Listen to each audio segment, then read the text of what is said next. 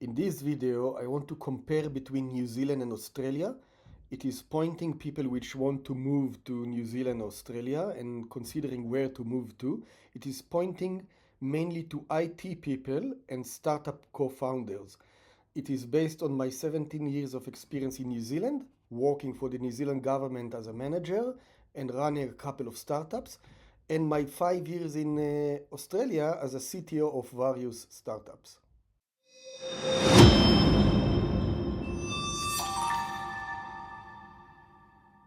Okay, so the battle between New Zealand and Australia is long ongoing, and but I'm not going to enter all those games, funny games about New Zealand and Australia. I want to focus specifically on your decision where to move to. It is I'm pointing to people which are outside of New Zealand and Australia. I want to move into one of those countries, or to Australians which want to move to New Zealand and New Zealanders which want to move to Australia, which is happening quite often. Okay, so it may give you some ideas what you want to do. Um, what we will discuss in this video is the job market, business opportunities, business culture and the fairness level, access to capital, to investments, lifestyle, cost of living, housing market, legal and regulatory environment, immigration, and connectivity. Those will be the subjects of this video.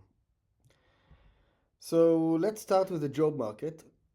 I'm going to base my talk on a couple of on some data, so we're not biased. I try not to be biased. It's quite hard.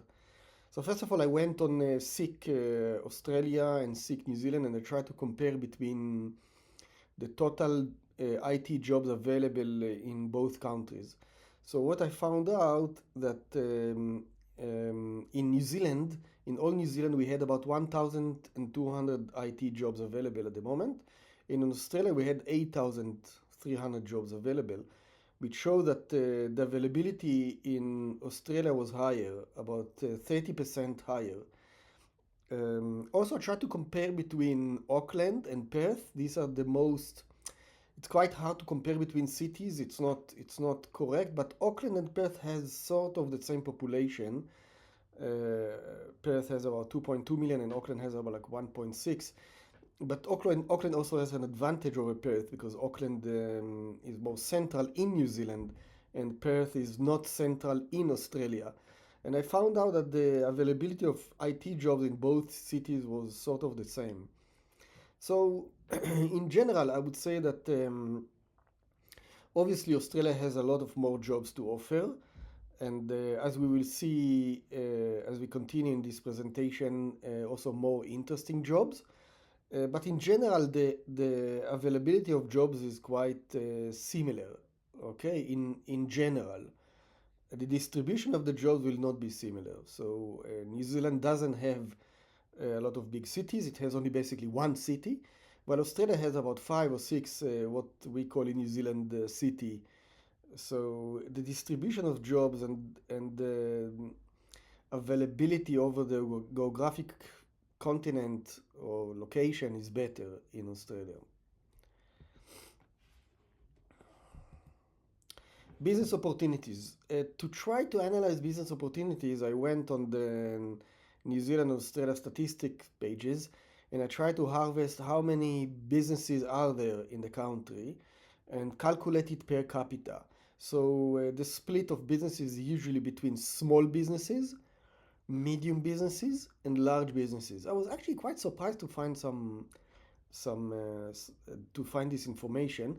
And in the end, I also compared it to the US, which the US is a healthy economy. Okay, we can understand the trends from that. So in general, in Australia, the small businesses are 12% per capita, and in New Zealand it is about 10%, which is sort of good. But small businesses in New Zealand means mainly coffee shops and retail and small retail. In Australia, you can find some small IT shops and such and startups. Okay, so that data statistics is always misleading a little, but in Australia and New Zealand, sort of the same level of small businesses, and it's matching the numbers per capita in the US. So it makes sense. Medium and small businesses, the picture is slightly different. So in Australia, we have maybe 30% more, 10% per capita, which is 30% more medium businesses. In the US, we have slightly a lot. The number is much more smaller. Okay, as you can see in the table. But this is substantial, I think, and I'll speak about it in a minute. And large businesses, which highly surprised me, in New Zealand the number is higher. Okay, so in New Zealand there are 3 times more large businesses than in Australia per capita. Okay, not numerical. If you calculate per capita, 0.06% is 3 times more than 0.02%. Okay, and then I started to think about this. So first of all, medium businesses is the core of a healthy economy. Okay, not large businesses and not small businesses, because medium businesses are the one which are where small businesses are scaled. So it's telling you basically what is your opportunity. Okay, where you can go to. And the fact that there are not a lot of medium businesses in New Zealand is felt. You can actually feel it. When you're looking for a job, you will usually find a job for a large company. And when you're trying to scale your company, it's quite tough. It's quite tough. So in summary, I would say that Australia is offering, according to the data, much more business opportunities than New Zealand. You can actually feel it. When you're operating a startup, you can actually feel it. You feel it on how people behave, how the interest in what you're doing, and other things. In summary, I would say that yeah, Australia is better for business opportunities. But I skipped this data. I found out that actually half of the Kiwis are employed by large businesses. So those numbers are those numbers are relating to the number of businesses, but they're hiding the data on how many people are employed for those businesses. And in New Zealand, half of the job market is employed by large businesses. This is a phenomenally large number. Like I don't know of any other country in which half of the people are employed by large businesses and government. But it has some implications to what I'm going to say next. Let's speak about business culture. When you run a business in New Zealand, you will very fast notice that Kiwis are risk averse. They're not taking risks. So you will speak with people the moment your startup or your idea will be slightly beyond the normal, beyond what is customed, people will just bounce back, they will shut down, they will not want to speak about it, okay? I can tell you that I tried to run a very innovative business in New Zealand 15 years ago, and sooner after I arrived, and I met 3 lawyers. It will be connected also to what I will speak about the legal culture. First of all those lawyers didn't take money from me, which was quite shocking. You will not. I doubt you find lawyers in Australia which will not take money from you. But all those lawyers bounced my idea because of, it's risky, it's too dangerous, you're not allowed, it's illegal, blah blah blah. Such ideas I ran in Australia at the moment. So it's quite. It's saying how Kiwis think. They will not take risks. Australians are much higher risk takers. So if you have something which is a startup or your own culture which you like to take risks, Australia is definitely a better place for you. However, I would say that scams and cheaters are much common in Australia. I hardly saw scammers in New Zealand, and I get to my phone scams every day in Australia. My credit card was copied in a taxi. It was before Uber, I think it was, in Sydney. I just entered a taxi, and the next day my credit card was cancelled because the taxi driver apparently copied it, cloned it. Okay, so this is for those things are very common in Australia. In New Zealand, very hard to find scammers. The scammers will be the ones which you already know that they're scammers. Okay, than those who are trying to get you in the street or things like that. It will not be in the business space. One amazing fact which I found about New Zealand is that women in New Zealand get paid more than men, much more than men. This was actually quite surprising for me because I know quite a bit of women in New Zealand, business women, and I didn't see it on them, but maybe because they didn't tell me how much they earn.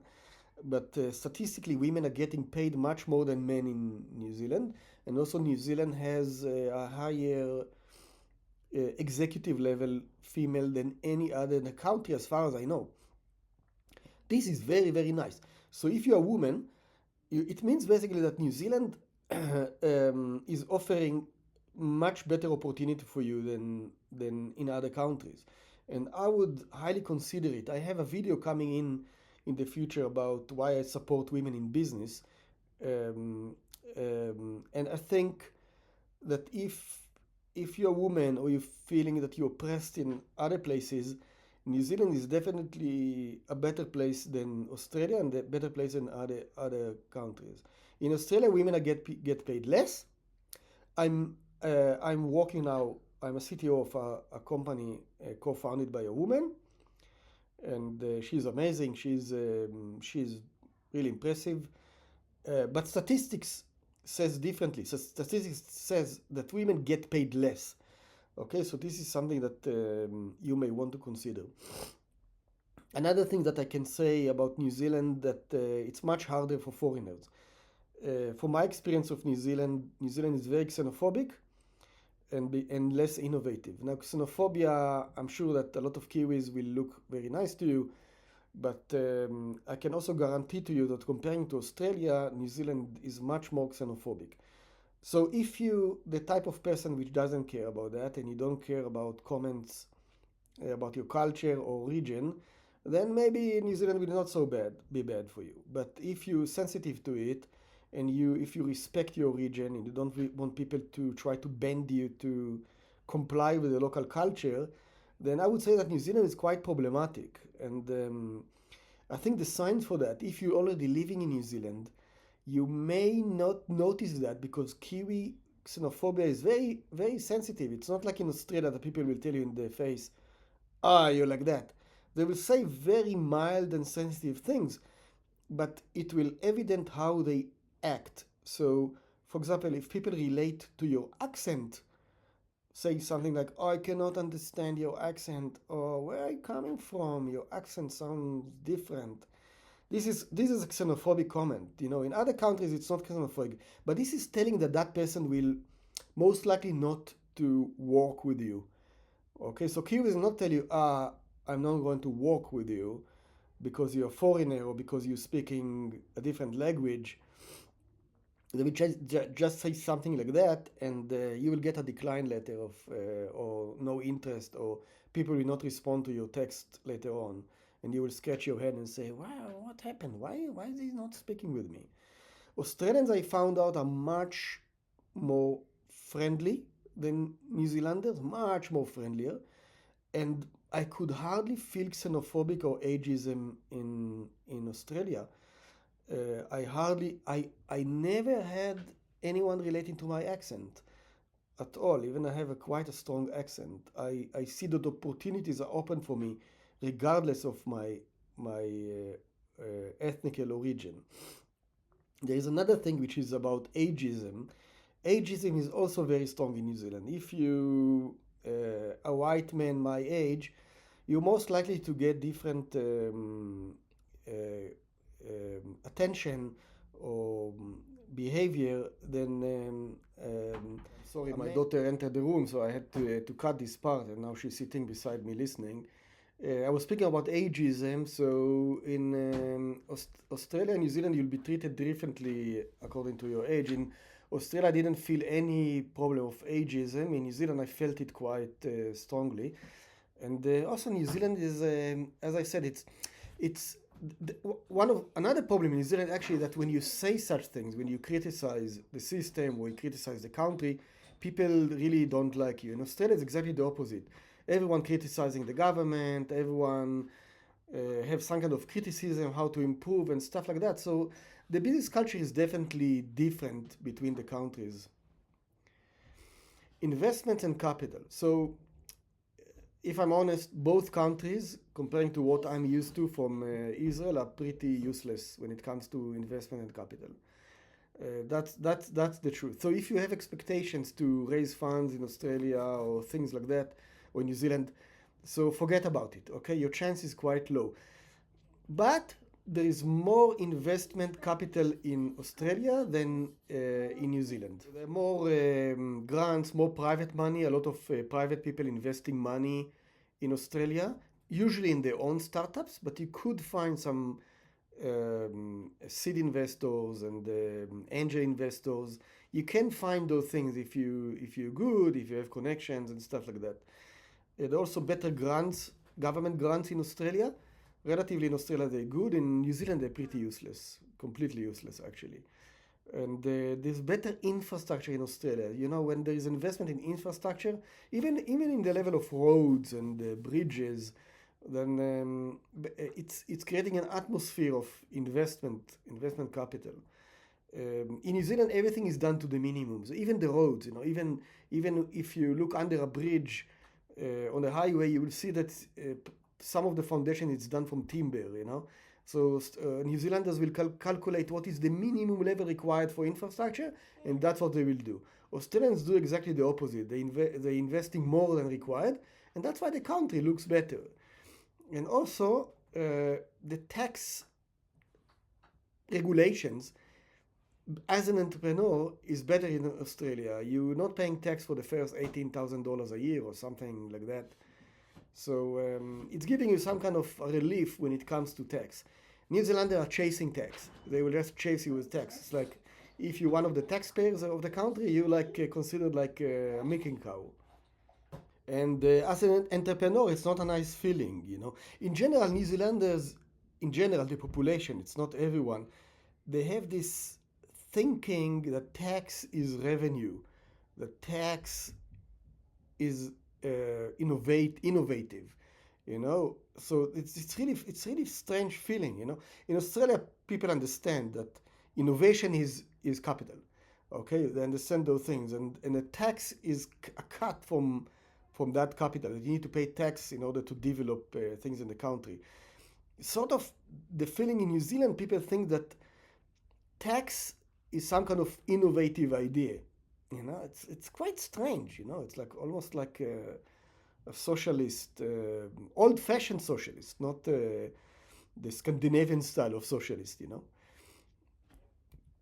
Okay, lifestyle.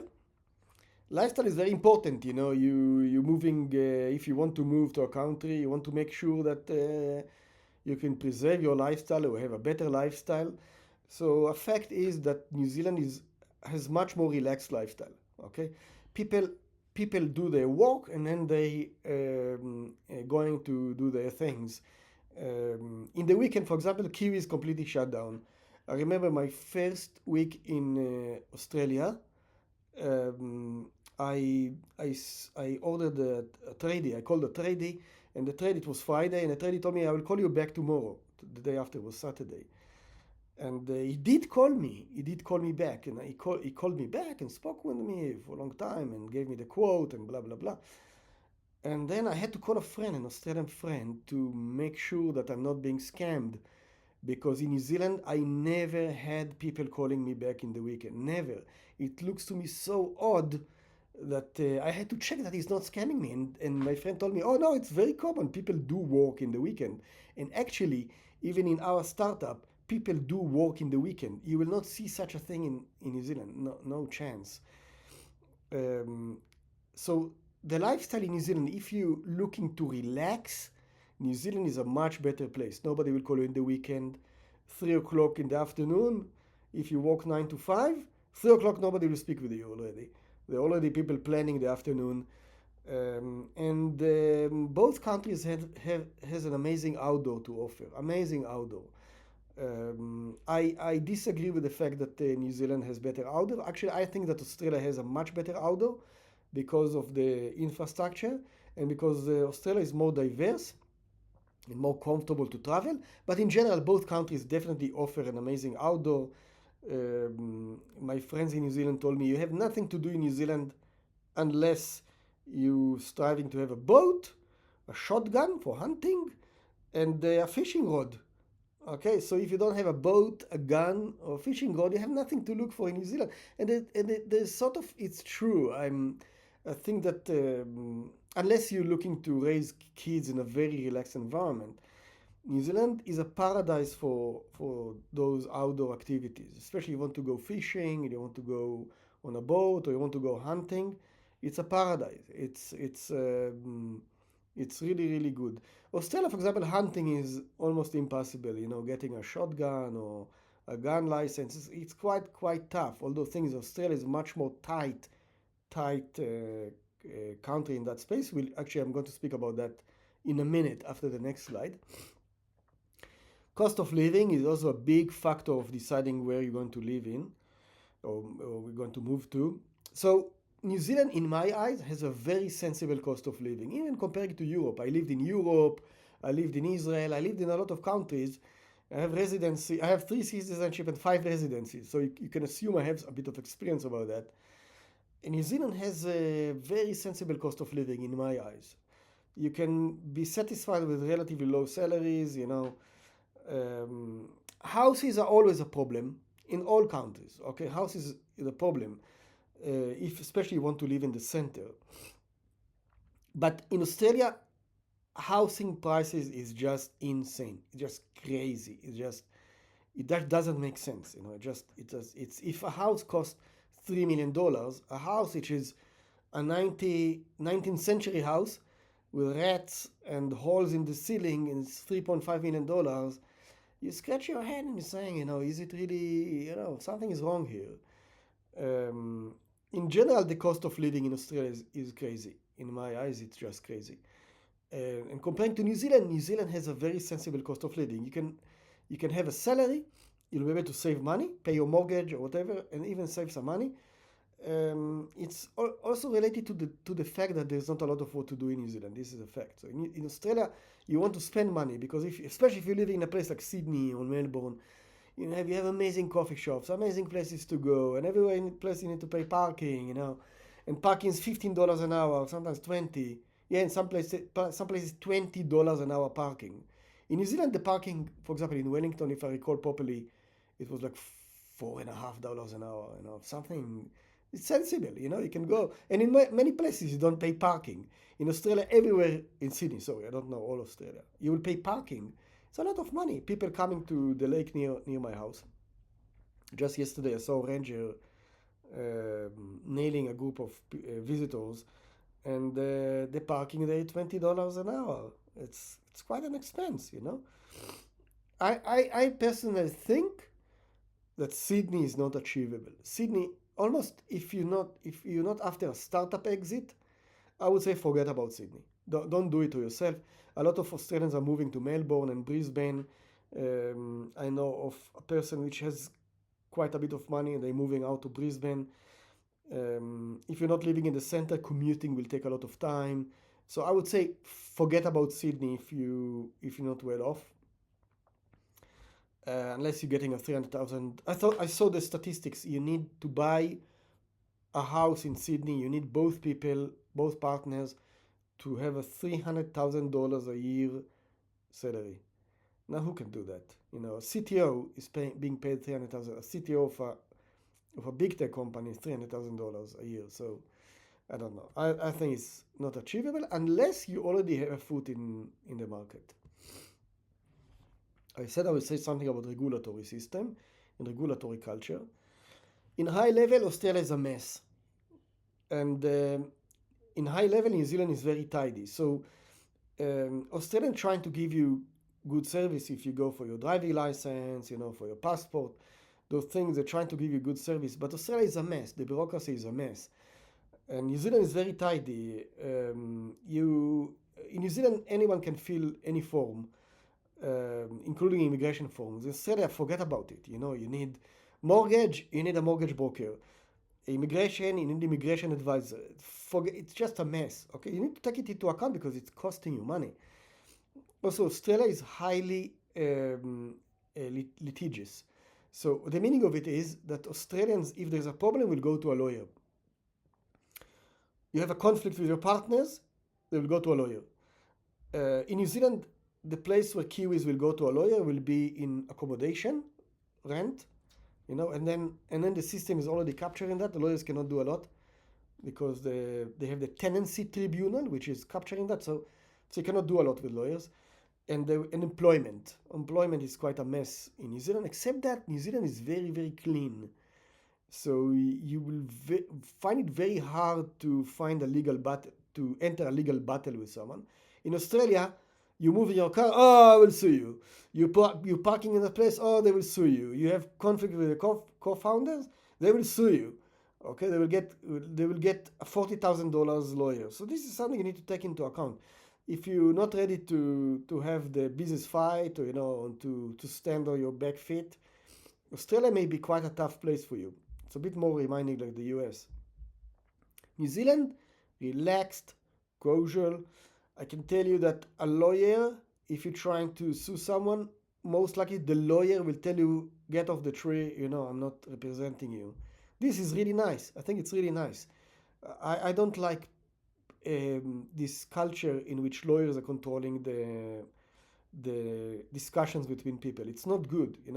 It's usually not going to good places. And in general, legally in Australia, you need to watch your back. In New Zealand, it's quite hard. It's quite hard that someone will try to screw you because people are busy, as we said, in their lifestyle. They're more busy on which fishing trip they're going to do in the weekend than in I'm going to get something from this guy. Okay. Immigration. In high level, immigration is much easier still in New Zealand and Australia. As I said, regulatory. In New Zealand, you can fill the form yourself. In Australia, I can tell you I'm a highly experienced individual when it comes to legal agreements, government forms. And I can tell you that when I'm looking at the immigration forms in Australia, like all those pages and questionnaires, I'm saying I couldn't be bothered with it. It's such a mess. You want to take someone that will do it for you. Basically, if you want to immigrate to other countries, you want to find a job. So if you're trying to move in other ways, you're just going to waste your time and money. Okay, it's mainly about a job. In Australia, however, because the rules, as we said, lawyers, legal system, complex system, even I know of people which didn't have the requirements to move to Australia and they got in. They paid an immigration lawyer, not advisor, and they just got in. It's so the system is flexible with lawyers. In New Zealand, it will be quite tough. It will be quite tough unless, and this brings me to the next close. Unless you have a lot of money. If you have a lot of money, excuse me, Kiwis, but that's a fact. The New Zealand government will sell your soul for money. So you can see it quite good. There are more than 200 billionaires which got residency and immigration in New Zealand. Citizenship in New Zealand. Some of them never visited the place. They just put money. The government gave them the citizenship. So if you have money, you can buy your residency. You can buy your citizenship in both countries. Okay, in New Zealand, they'll tell you, no, we fair country, we have a legal system. Until you put the money on the table, okay? In general, don't believe the Kiwi bullshit. Okay, Kiwis are masters of bullshit. They're masters of saying one thing and doing the other thing. Australians are quite good with it too, but Kiwis they master it. They master it. And a fact, until today, still, New Zealand is a really good gateway to Australia. So a lot of people, what they're doing, they're moving to New Zealand, and the moment they get the New Zealand passport, they're moving to Australia, because Australia is, now that as a Kiwi, you have experience with the culture, you have a reputation, you have job experience in New Zealand, which Australians are seeing as something valuable. So you can move to Australia and start your life in Australia. And this is actually a very wide phenomena. There are about 1 million Kiwis living in Australia out of the 1.5 million Kiwis which left New Zealand. So this is something to think about. Connectivity, this is a fact. Both countries are remote, and this is a big problem. It's first of all, both countries have island mentality. So this being remote is sometimes it's good because you're away from the Middle East, European, Russia, Ukraine problems, even the American problems. But also remoteness has a trade-off. You know, people are less innovative, they're less creative, they're less interested in businesses and stuff like that.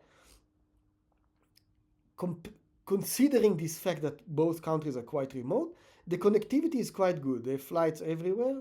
So if you're willing to be on a flight for 12, 18 hours, the flight everywhere. I want to mention that Australia to California is quite short. It's 12 hours flight. It's like Israel to, I don't know, middle of the US, or Dubai to the US. So it's quite good. And also Perth, which is quite booming, is very close to California when you think about it. I think I didn't check this fact, it's 8 hours flight or maybe even less. And also relatively close to Singapore. So Australia is not so bad. New Zealand is very, very isolated. You need to get to the Middle East or Europe, you need 24 hours in the airplanes. This is costly, time consuming, effort consuming. If you're on a job, you will need to take leave. It's a problem. You need to consider that. You need money and patience to deal with it. In regard to connectivity, I spoke about xenophobia, that New Zealand is xenophobic, even that Kiwis would not like to admit it. Australia is more diverse. There are many more immigrants, and immigrants bring a very special culture to a country. You see it in the US. And because there are more immigrants in Australia, people will just... It's an immigrants country by nature. New Zealand is also immigrants country, but they don't want to believe in it. So they will try to push you to the local culture. If you're speaking a foreign language, they don't like it and stuff like that. But it also means that I'm putting that in the slide of connectivity, because when a country is more diverse, you're less missing home. So you will find here Ukrainian schools, Russian ballet, Jewish and Israeli schools, maybe 2 or 3 of them in each city. Russian schools, Arab schools, mosques. You'll find those things, okay? A lot of Asian food. I can tell you that one thing that I really missed in Europe was the Asian people. Asian people are, in general, of course, there are lots of not nice people. Asian people are very humble, and they're very soft, and they're very, as one of the Australians told me, they're very kind. So I miss that. I miss this kindness, you know. So when you live in Europe, most of the people are either Europeans or Middle Easterns. It's very like pa pa pa, and this is something which is very nice in Australia. You have this diversity of Asians, of Arabs, Iranians. You see here Israelis, friends of Iranians, you know. Of course, there are always problems, Russians and Ukrainians, you know, it's really, really nice. Okay, there are more immigrants, people are more accepting because of that, you're missing your culture less. But please don't underestimate the distance from family. This is a very difficult thing to cope with. And both countries suffer from that because of the distance. Let's conclude. In high level, I would say that Australia is good for startups and innovation comparing to New Zealand. I would say that New Zealand is really, really good if you want to relax, get a job for a big company, and be, you know, focused on just your family life, no innovation, and getting paid and living your life. I want to thank you for watching this video. I want to ask you to subscribe to the channel. When you subscribe, you're first of all helping me, getting me some kind of feedback that actually you're interested in what I'm saying and not speaking to the wall. Please note that the slides of my videos are posted on the Telegram channel, which the link is posted below. And see you later.